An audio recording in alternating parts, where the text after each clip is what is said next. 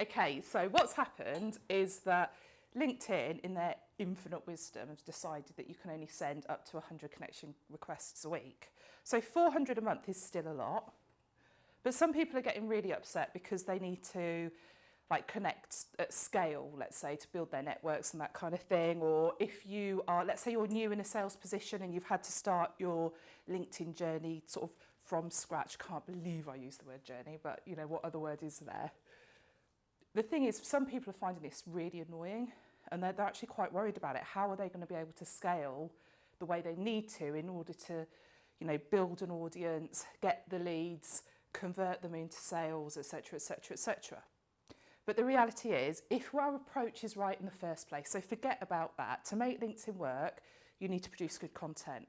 If you produce good content, people are going to find that, whether it's because someone they're connected to has engaged in it, or because they're following a hashtag and it's appeared there, or LinkedIn has just noticed it and it's pushed it out to more feeds through the hashtags that you've used and that sort of stuff.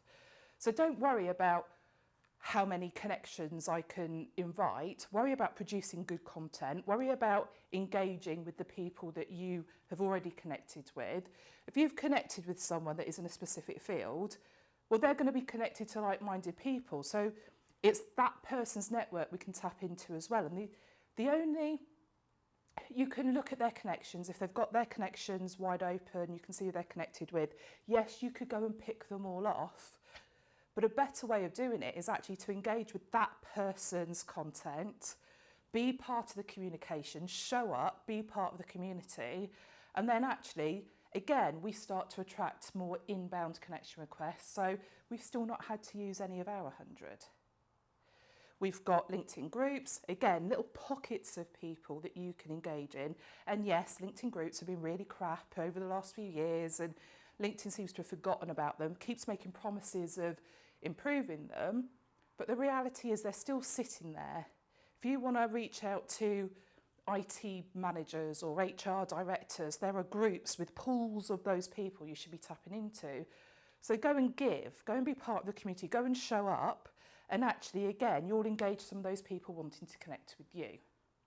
And it's just like everyone's really worried about this stuff because instead of running a solid presence, instead of running, you know, content-driven, value-driven presence on LinkedIn, they've just gone, what's the best tool to automate everything with? How can I want to build personal relationships, but how can I get a bot to do it for me? Do I use LinkedIn Helper or DuckSoup or Meet Alfred or Octopus CRM, whatever it is? People are using these tools to game the system. Well, you game the system, you don't get any loyalty anyway. So your 100 connections, it doesn't matter how many connection requests you've got then, they're all wasted. If you've got 100, be super targeted. Give value to those people, make it so that you're the person they want to connect with, and you're not going to have a problem. Don't worry about it. Just show up. It's all it takes. Rant over.